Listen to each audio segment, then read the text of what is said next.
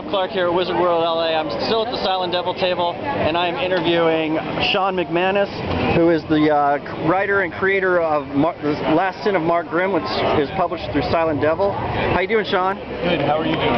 Good. How's the show going for you so far? So far, so good. We're selling lots of comics.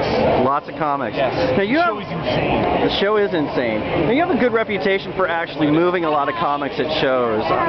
Is there anything that you do in particular that you feel is helping with sales? I think probably I just try and talk to people, and that's pretty much it. I don't know. Sometimes when I walk by a lot of tables, I feel like I'm getting like the cold shoulder from people, but I think trying to like relate to people and just tell them what it is, because they don't know, they have no idea, they can't tell from a distance. So you're just basically engaging people that come up to you. I think that's pretty much it. And you've got a pretty good idea of what your book is about, so you tend to hook people that way, right? Yeah. Well, I see.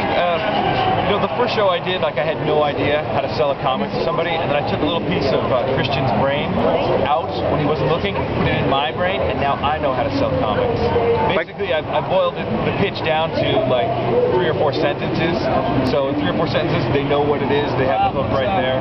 Hi guys. I don't know that I could do that for. I mean, like our books, I know, but I think that's probably essential too, because you only have how many seconds to, hook somebody. Exactly. So now, what's The Last Sin of Mark Grimm about? Basically, it's a hard-boiled detective story. Mark Grimm is hunting for his kidnapped wife, and the hunt takes him into the underworld. It's got Greek mythology meets film noir. Very cool. It's a 4-issue series, so you get all 4 issues. You get the complete story. You're not left hanging at the end or anything like that. Now, how long have you been writing? I've actually been writing since high school, but I never really did anything with it until, I tried to do a comic like 10 years ago right out of high school. It didn't quite work. Me and my buddy were just kids. We didn't have the follow-through we necessarily needed, but like right now, this story actually started as a prequel to another story that I wrote, because I like the character so much. I wanted to figure out like what his past was, and this is his past, but this seemed to just work. I met Chris I think about 3 years of Chris Moreno, my artist. Right. And we started this project. Then it took a little while to get it together, but we're here now.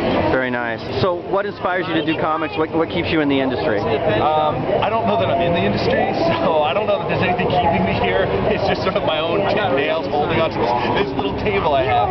But I think the coolest thing is just to see an artist take your story and draw it. You're like, wow, and then it makes sense. To bring your vision to life is so cool. It's great to see your vision on the page, right? That's pretty much it. I think it must have been a bunch of years ago, I read some interview with Frank Miller saying that when he did Sin City, he had done it originally because he wanted to see other things like that. That's what he wanted to see. And for me, I just want to see more stuff like I'm making it. I just make what I would want to buy. So nice. I don't know if that makes any sense. Now, is your full-time gig doing comics, or do you have a day job? I have a day job, yeah. All right. Yeah. And what's the balance between that for you?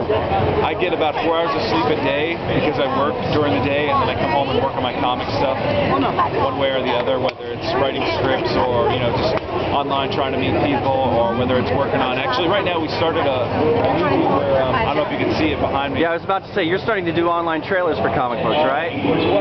We're going to be taking the original artwork and breaking it apart. As you can see, this is a trailer that I made for Mark Grimm. And basically, we have voice actors and we have sound effects, and we're basically diversifying our revenue stream by splitting up the property into another avenue. So these will be available for download for your iPod, cell phone, stuff like that. And this is like a company that Silent Devil sort of partnered with. It's called Comflix.net, C-O-M-F-L-I-X. That's great. What kind of advice would you give to people that are looking to get into the comic book industry, especially a writer like you? Writers have a hard time kind of breaking in. What would you advise people?